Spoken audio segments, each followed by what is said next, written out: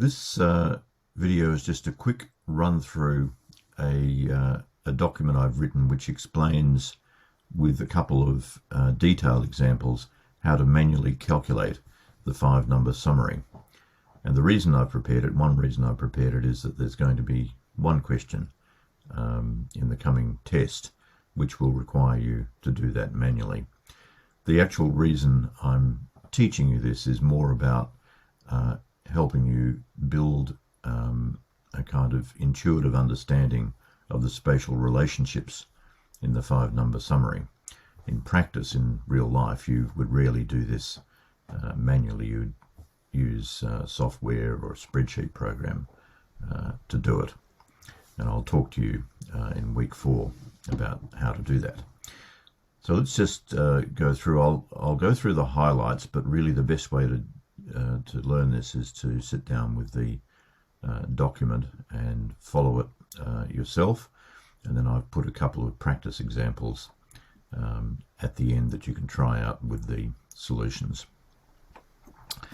Okay, so the first little data set that we've got here, this is one that has an even number of data points in it. There are 8 data points, and that situation is very straightforward. Okay, so the data has no data point in the middle, so the median is found by taking the mean of the 2 middle numbers. In this case, that's 20 and 21.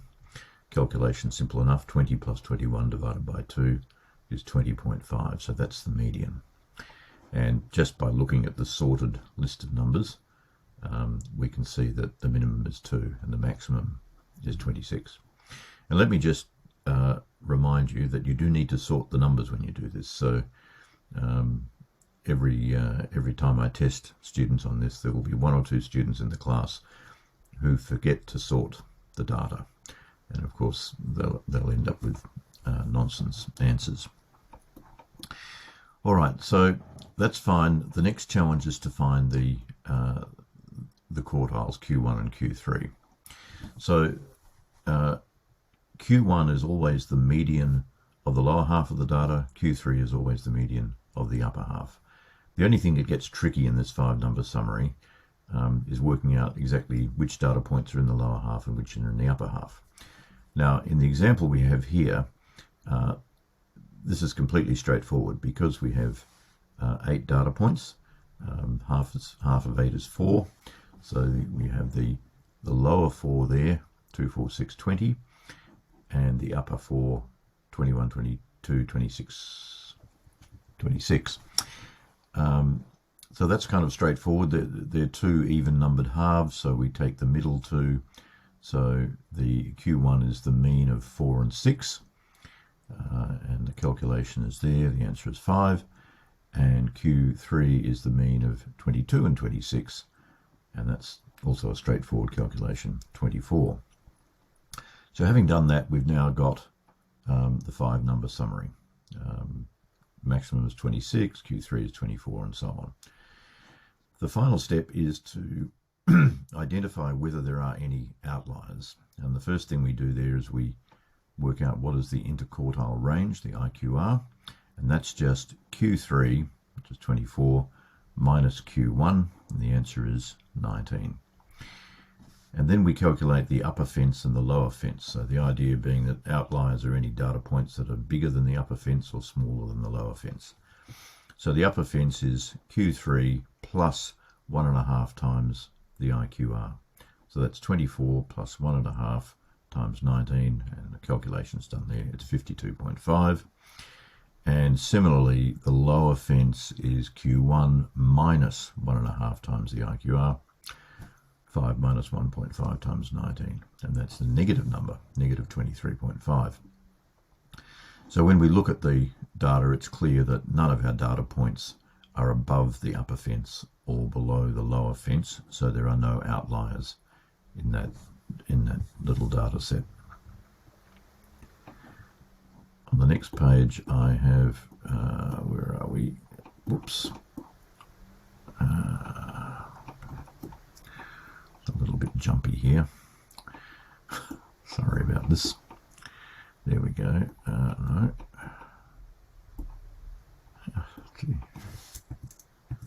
Okay, there's the box plot. So I've drawn a box plot there, and I've put in blue those little numbers there, which are the actual data points, so you can see where they sort of line up with the box plot. Now, the second example is where it gets a little bit trickier. It's not a big difference, but you need to understand how this works. So in our second data set, we've got 7 data points. So that's an odd number. So finding the median there is very straightforward. It's the data point that is in the middle. Because it's an odd number, there will always be a number that's in the middle. And in this case, that number in the middle is 12. So the median is 12. And the minimum and the maximum, again, are straightforward, 2 and 16. So then we just have this problem of finding the quartiles, Q1 and Q3. So as we saw before, Q1 is the median of the lower half and Q3 is the median of the upper half. But the problem is, how do you figure out, or how do you decide what's in the lower half and what's in the upper half? Because if you're looking for even-sized lower halves and upper halves, you're going to have 3 in the lower and 3 in the upper, just another sort of normal way of trying to split things, and your poor old median data point there of 12 is stuck in the middle.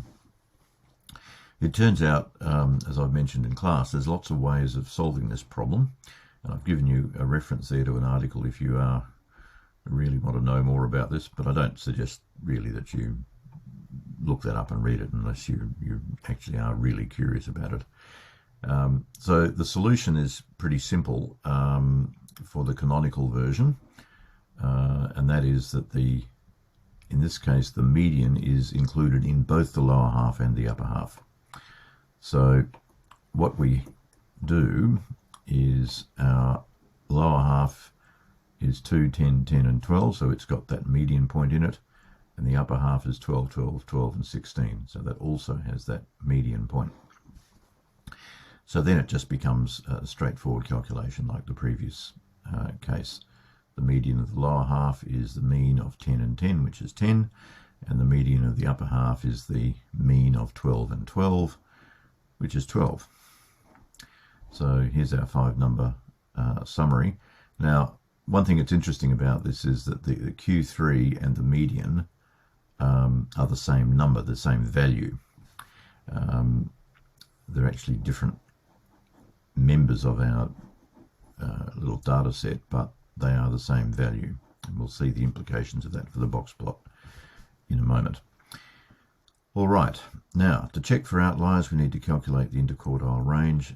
Exactly the same calculation as before. Q3 minus Q1 is 12 minus 10 is 2. And then we calculate the upper fence and the lower fence in the same way. So we have an upper fence of 15 and a lower fence of 7. And if you look at the data, you'll see we've got one data point, 16, which is bigger than the upper fence, so that's an outlier.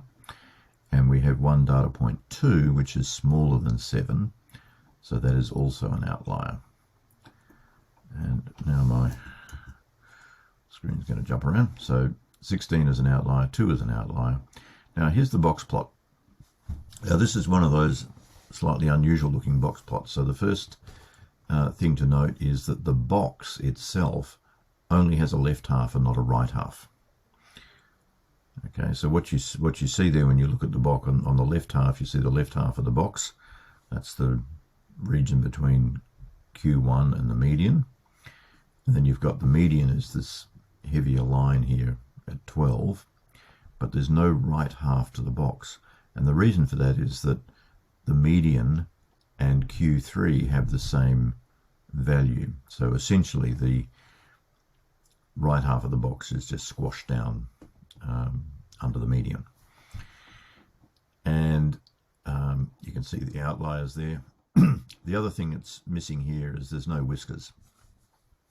And the reason there's no whiskers is you have to remember the definition of what a whisker is. The upper whisker goes to the largest data point that is not an outlier.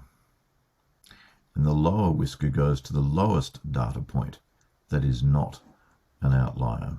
And if we go back and just look at the data there, what you'll see is the largest data point that's not an outlier is 12, and that's the same value as the median in Q3. And the smallest data point that is not an outlier is 10, and that's the same value as Q1. So what's happened there is the whiskers are simply compressed in against the sides of the box, and they're invisible. That's perfectly normal. When you see that, that tells you something about what's going on with the spread of the data, and we'll talk more about the spread of the data in lecture 3. So once you've understood how these two examples are calculated, you know everything that you need to know to do the manual calculation of the 5-number summary. I've given you, where are we? Somewhere here. Yes, so there's a practice example there, and there's another practice example there. I think one from memory, one has 12 data points and one has 13, and then I've given you the answers with the box plots, so you can check how you go. So I strongly suggest that you do a little practice and make sure you know how to do this, because you will have to do just one of these on the test later this week.